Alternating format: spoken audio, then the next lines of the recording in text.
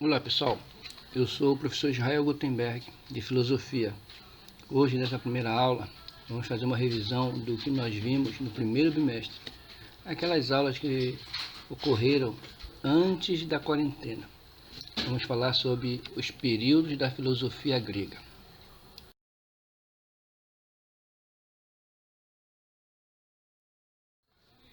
Quando se fala em filosofia grega, podemos dividir em 4 grandes períodos. O primeiro período é chamado de período pré-socrático ou cosmológico, que vai do final do século VII ao final do século V a.C. O segundo período, chamado socrático ou antropológico, do final do século V e todo o século IV a.C.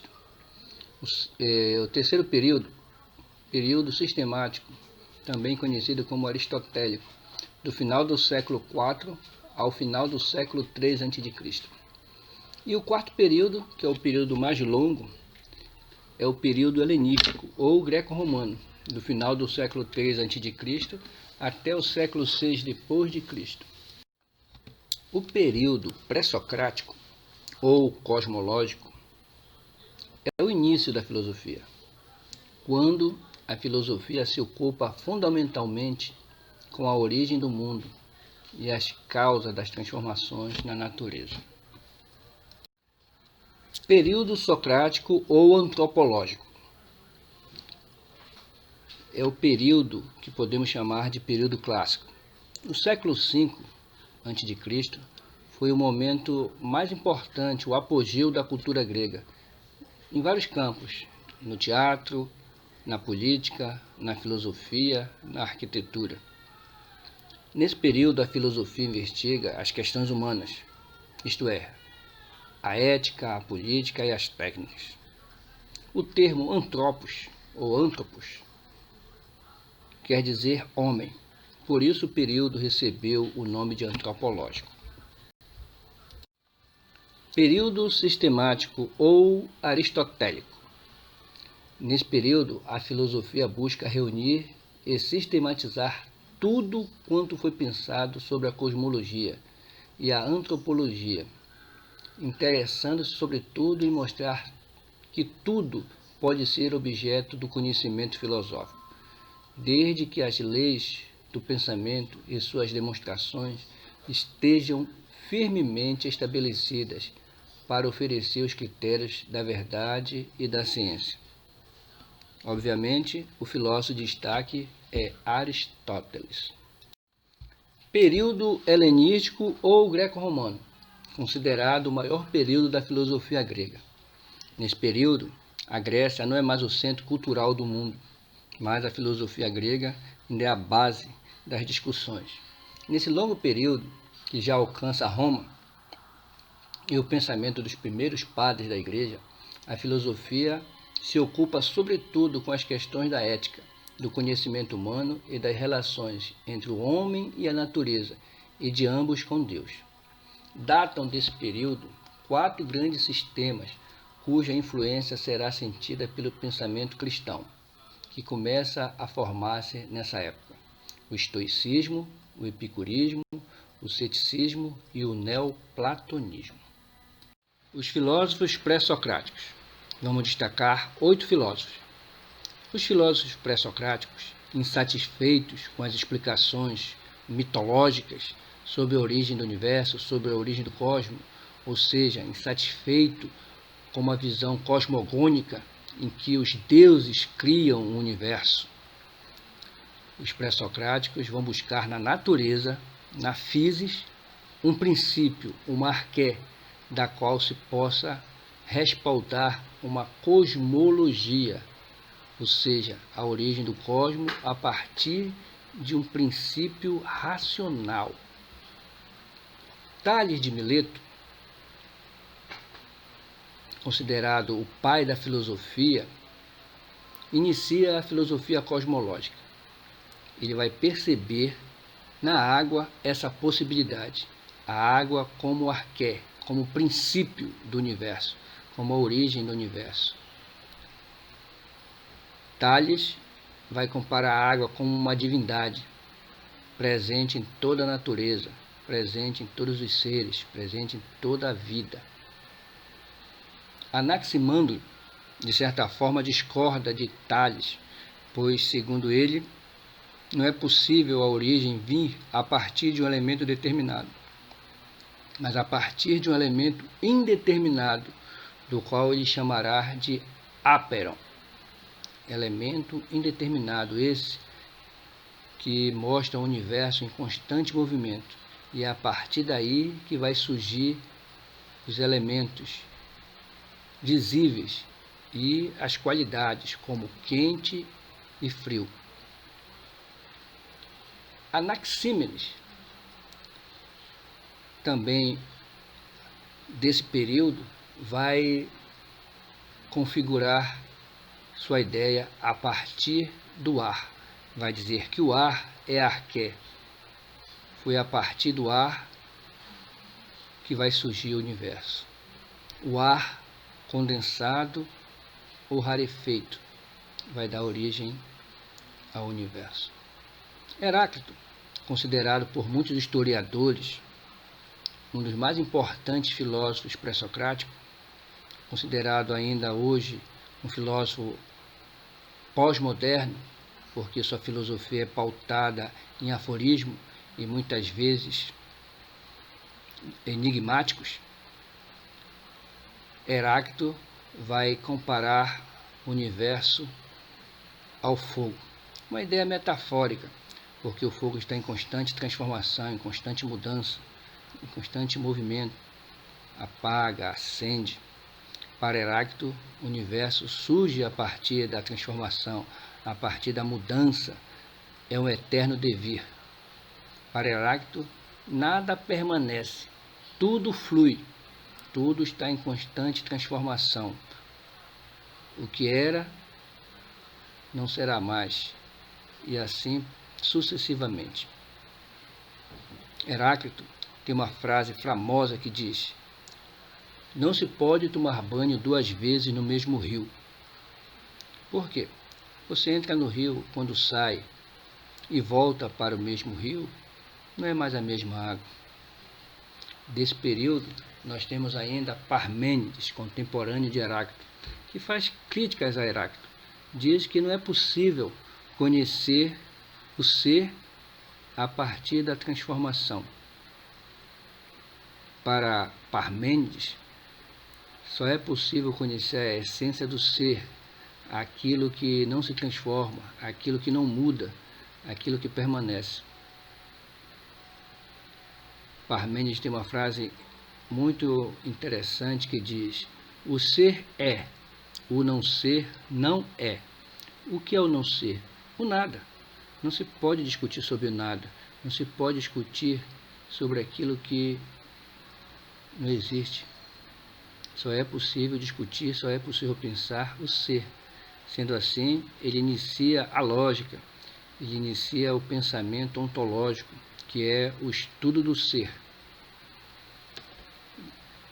Empédocles vai desenvolver uma teoria muito conhecida entre os gregos, que é a teoria dos 4 elementos. Quais são os 4 elementos da natureza? A água, o ar, a terra e o fogo. Demócrito vai lançar a teoria do átomo, a palavra átomo que significa indivisível. E o que nós conhecemos sobre o átomo? Menor partícula da matéria. Então o universo é constituído a partir de átomos. Essa teoria foi tão importante que foi considerada lei por séculos. Pitágoras, o matemático, ao observar a tentativa desses homens de querer compreender o universo, de desenvolver um conhecimento racional, ele passa a chamá-los de filósofos. Atribui-se a Pitágoras a invenção da palavra filosofia, que vem do termo filo, que é amor no sentido de amizade, e de sofia, que significa saber. Então, filosofia, amor ao saber, amor ao conhecimento. aquele que busca a verdade, aquele que busca o conhecimento. Sócrates, o mais famoso dos filósofos gregos. Famoso não por ter escrito muitas obras. Na verdade, Sócrates nunca escreveu nenhuma obra. Tudo o que sabemos sobre Sócrates é a partir de seus discípulos, principalmente Platão. Sócrates vai iniciar o que nós chamamos de filosofia antropológica, pautada nas questões humanas. Sócrates abala, de certa forma, a estrutura de sua época, porque vai fazer críticas severas aos poderosos de sua época. Vai fazer crítica aos políticos, porque apenas um pequeno grupo, considerados cidadãos gregos, decidiam o destino da cidade. Os estrangeiros, os velhos, os jovens, as mulheres, os escravos, não podiam participar das decisões políticas. Sócrates vai fazer críticas à educação da sua época, uma educação pautada no caráter homérico, em que o homem deveria ser belo e bom. Belo pelo corpo, pelo exercício da guerra, bom no sentido de não temer a morte. Na verdade, Sócrates dizia que o homem belo e bom é aquele que questiona, é aquele que busca a verdade, é aquele que busca o bem.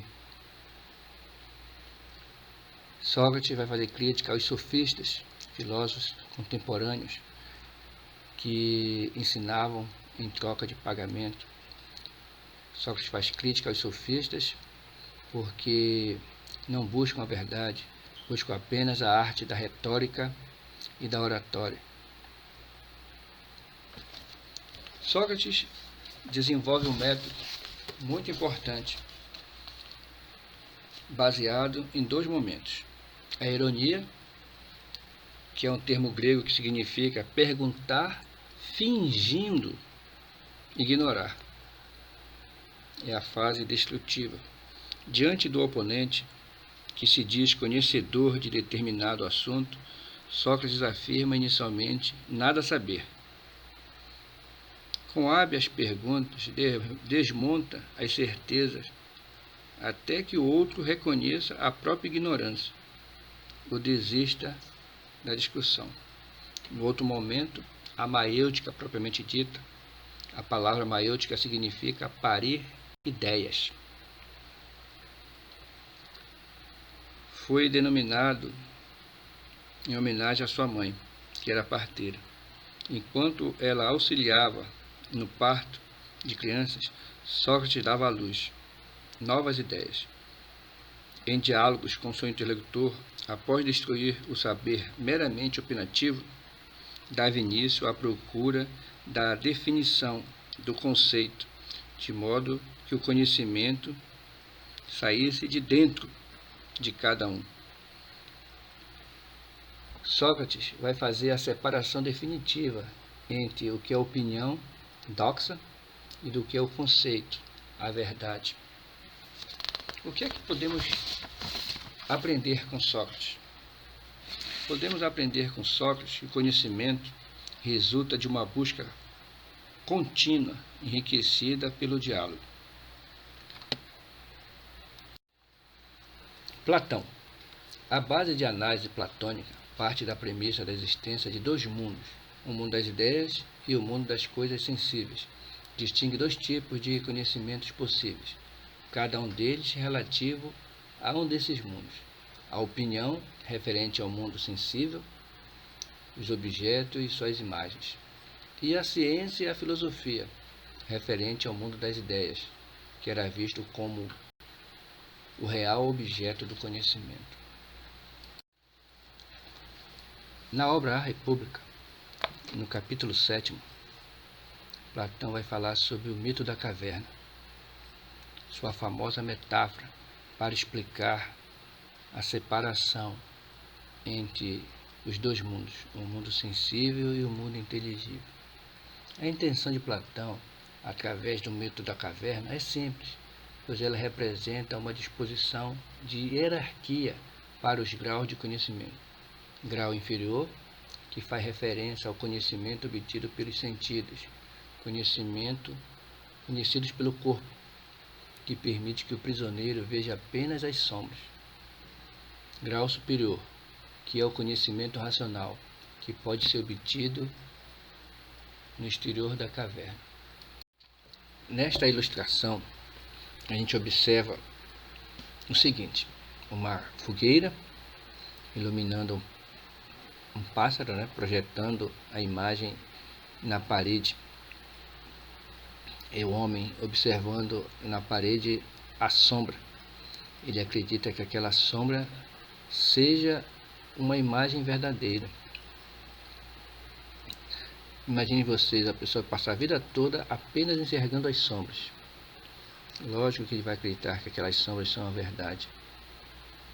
Mas imagine vocês que esse homem consiga se libertar, consiga sair da caverna. Ele vai sentir um impacto muito grande devido à luz do sol, Mas, aos poucos, esse homem vai começando a se acostumar. Vai começando a perceber que o mundo fora da caverna é mais colorido, maior, e vai aos poucos conhecendo que aquelas sombras, na verdade, não representam o verdadeiro objeto. Imaginem vocês que esse homem queira voltar para dentro da caverna para libertar seus amigos. O que aconteceria? Seus amigos, no mínimo, iam considerá-lo louco. Como é uma metáfora, a gente pode até fazer uma comparação com os dias de hoje. Quantos de nós passamos horas e horas dentro de um mundo virtual? Quantos de nós acreditamos em fake news, falsas notícias? Quantos de nós nos encantamos dentro de um shopping center, um mundo fechado, um mundo de ilusões? Então, essa metáfora do mito da caverna vai retratar justamente isso. Um mundo fechado, um mundo das opiniões. E um mundo das ideias, um mundo do conhecimento, um mundo que só é possível ser acessado através do diálogo, através da ciência, da filosofia. Aristóteles, discípulo de Platão. A essência da coisa, para Aristóteles, não era algo externo, mas considerava que cada coisa tinha uma essência que estava nela própria. Essa essência permanecia sempre a mesma, sem alterar-se, apesar de um ser comportar diferentes modos de ser. Assim, para Aristóteles, tudo o que existe engloba o que é e o que poderia vir a ser, teoria conhecida como a potência e o ato. A classificação aristotélica do conhecimento: ciências produtivas ou técnicas. Ciências que estudam as práticas produtivas ou as técnicas, isto é, as ações humanas, cuja finalidade está para além da própria ação, pois a finalidade é a produção de objeto, de uma obra. Ciências práticas ou praxe. Ciências que estudam as práticas humanas enquanto ações, que têm nelas mesmas seu próprio fim, isto é, a finalidade da ação se realiza nela mesma. É o próprio ato realizado. São elas, a ética e a política.